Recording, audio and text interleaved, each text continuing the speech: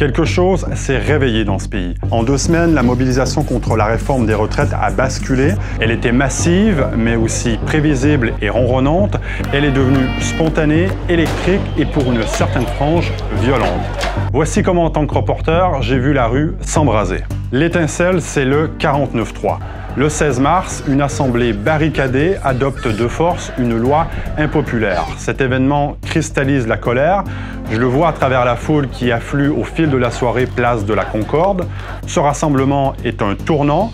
Il est organisé contre l'avis de la préfecture. Il rassemble de nombreux jeunes sur une place symbolique à 2 pas des institutions.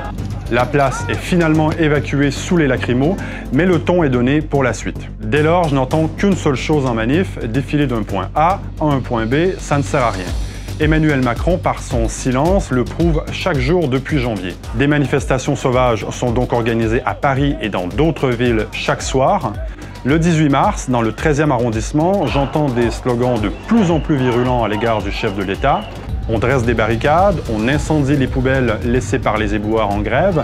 Comme les forces de l'ordre, j'ai du mal à suivre le rythme de ces manifs sauvages, mais ce désordre fonctionne.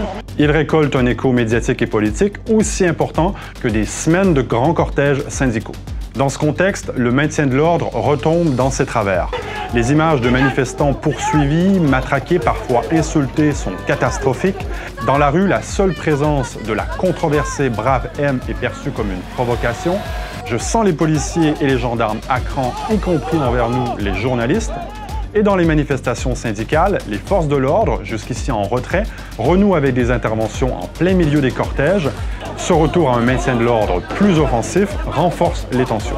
Depuis, la manifestation s'est métamorphosée. La jeunesse a galvanisé les cortèges, alors qu'en février, je ne croisais qu'une poignée d'étudiants convaincus. Le Black Bloc est devenu massif, ce n'est plus un groupuscule isolé, ce sont des centaines de manifestants cagoulés qui se fondent de plus en plus dans le cortège traditionnel.